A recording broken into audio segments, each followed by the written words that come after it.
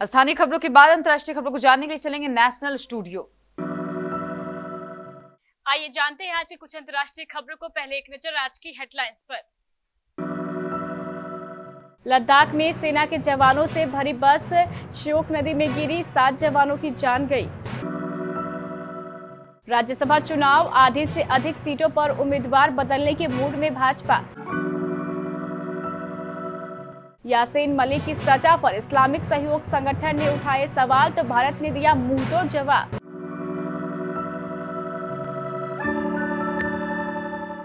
पाकिस्तान में बिगड़े हालात के बीच शहबाज शरीफ ने छेड़ा कश्मीर का राज। सीएम योगी का अखिलेश पर तंज, बोले हाथ जोड़कर बस्ती लूटने वाली भरी सभा में सुधारों की बात करते हैं।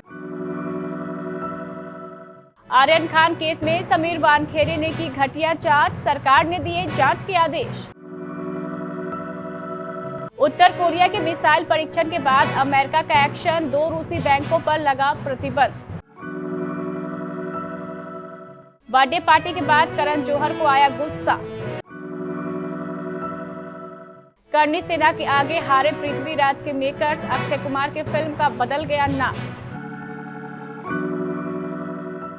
14 साल बाद आईपीएल फाइनल में पहुंची राजस्थान रॉयल्स, तो शेन वॉर्न को याद कर भावुक हुए जोस बटलर और संजू सैमसन।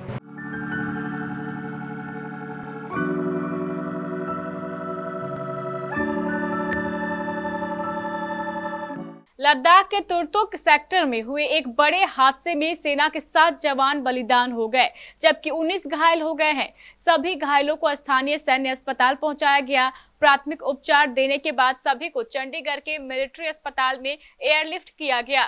घायलों में कई की हालत ज्यादा गंभीर है। यह हादसा उस समय पेश आया जब जवानों से बस ट्रक सोयोक नदी में गिर गई। जवानों की एक टुकड़ी बस में सवार होकर परतापुर के ट्रांजिट कैंप से हनीफ सब सेक्टर के अग्रिम इलाके की ओर जा रही थी। इसी दौरान यह हादसा हो गया।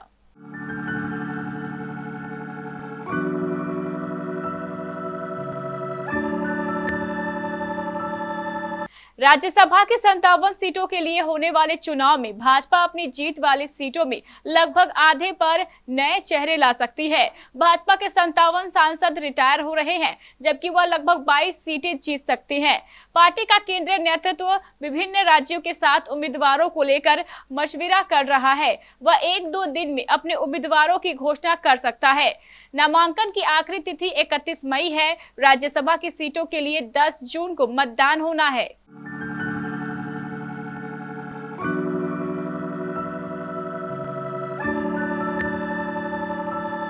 भारत ने शुक्रवार को साफ शब्दों में कहा है कि इस्लामिक सहयोग संगठन की यासीन मलिक के मामले में फैसला की आलोचना करने वाली टिप्पणी अस्वीकार्य है। विदेश मंत्रालय ने बयान जारी करते हुए कहा कि ओआईसी के स्वतंत्र स्थानीय मानवाधिकार आयोग ने यासीन मलिक की आतंकवादी गतिविधियों के लिए अपना समर्थन व्यक्त किया है, जिसे कोर्ट में इस संबंध में पेश किया गया था। विदेश मंत्रालय ने बयान के जरिए कहा है कि दुनिया आतंकवाद पर जीरो टॉलरेंस चाहती है और हम ओआईसी से इस मामले को किसी भी तरह से उचित नहीं ठहराने का आग्रह करते हैं।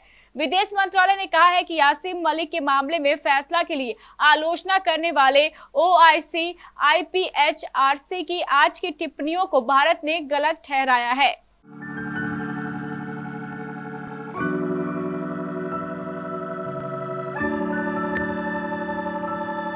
पाकिस्तान में लगातार हालात बिगड़ते ही जा रहे हैं। चाहे महंगाई का मुद्दा हो या फिर राजनीतिक हालात, हर जगह सरकार की मुश्किलें बढ़ी हुई है। सभी मोर्चों पर घिरे नई सरकार के मुखिया शहबाज शरीफ ऐसी स्थिति में भी कश्मीर का मुद्दा छोड़ने से बाज नहीं आ रहे हैं। एक बार फिर उन्होंने कश्मीर का राग अलापा। शुक्रवार को राष्ट्र के नाम संबोधन में पाकिस्तान के नए प्रधानमंत्री ने कश्मीर से हटाए गए अनुच्छेद 370 के फैसले को रद्द करने पर भारत सरकार से विचार करने की बात कही है।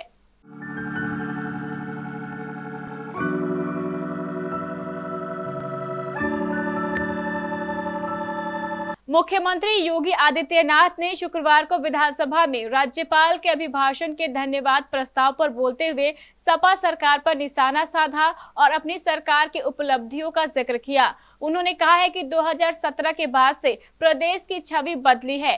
भाजपा सरकार में प्रदेश नए भारत का नया उत्तर प्रदेश बन रहा है। उन्होंने अखिलेश यादव पर तंज कसते हुए कहा, नजर नहीं है, नजारों की बात करते हैं, जमीन पर चांद सितारों की बात करते हैं, हाथ जोड़कर बस्ती को लूटने वाले सभा में सुधारों की बात करते हैं।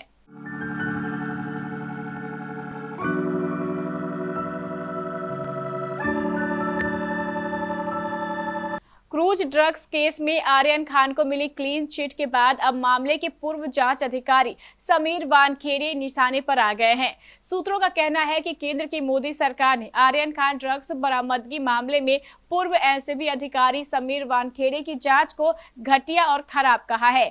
ऐसे में सरकार ने मामले में उचित कार्रवाई करने के निर्देश दिए हैं। बता दें कि समीर वानखेड़े के फर्जी जाति प्रमाण पत्र मामले में सरकार पहले ही कार्रवाई कर चुकी है।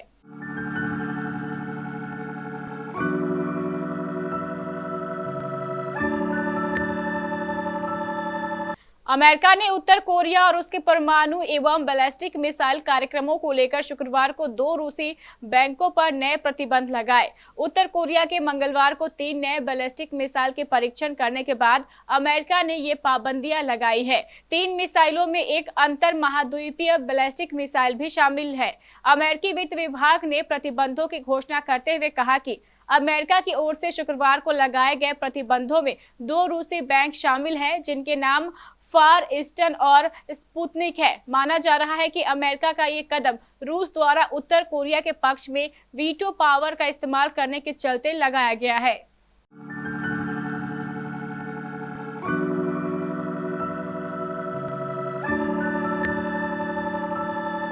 पच्चीस मई को धूमधाम से अपना 50वां बर्थडे सेलिब्रेट करने के बाद करण जौहर ने इंस्टाग्राम पर एक नया वीडियो शेयर किया है। अजीब बात यह है कि जो करण जौहर बर्थडे पर मस्ती करते दिख रहे थे, वही करण जौहर वीडियो में खूब गुस्से में नजर आ रहे हैं।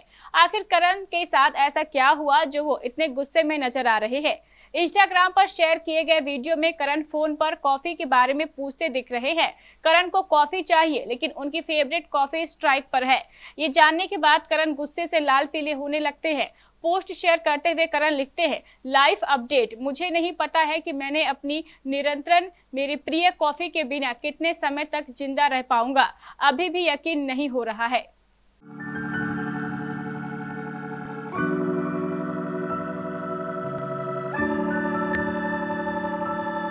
अक्षय कुमार की आगामी फिल्म पृथ्वीराज का शीर्षक बदल दिया गया है। प्राप्त जानकारी के मुताबिक अब इसका नया नाम सम्राट पृथ्वीराज रख दिया गया है।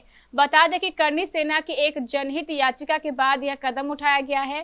फिल्म के निर्माताओं वाईआरएफ ने करणी सेना के अध्यक्ष को एक आधिकारिक पत्र लिखा है, जिसमें उन्हें इस बात की जानकारी दी गई है। करणी सेना का प्रतिनिधित्व कर रहे अधिवक्ता राघवेंद्र मेहरोत्रा ने पृथ्वीराज के मेकर्स को कानूनी नोटिस भेजते हुए एक जनहित याचिका दायर की थी। इस याचिका में करणी सेना ने फिल्म के नाम में बदलाव करने की मांग करते हुए कहा था कि राजपूत समुदाय फिल्म के शीर्षक की वजह से आहत है, जिसके बाद कई बैठकें हुई और आखिरकार 27 मई को पृथ्वीराज के निर्माताओं वाईआरएफ ने राजपूत समुदाय की भावना और मांग को ध्यान में रखते हुए फिल्म का नाम पृथ्वीराज से सम्राट पृथ्वीराज में बदलने पर सहमति व्यक्त की।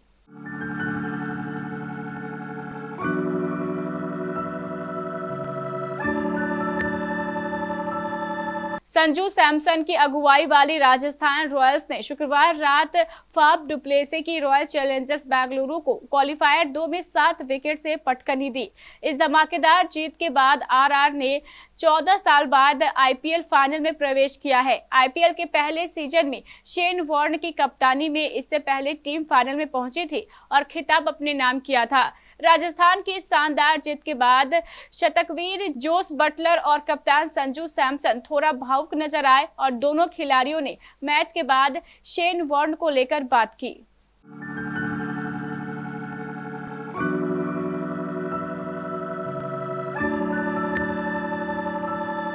तो ये थी हमारी कुछ अंतर्राष्ट्रीय खबरें। चलेंगे प्राइम स्टूडियो।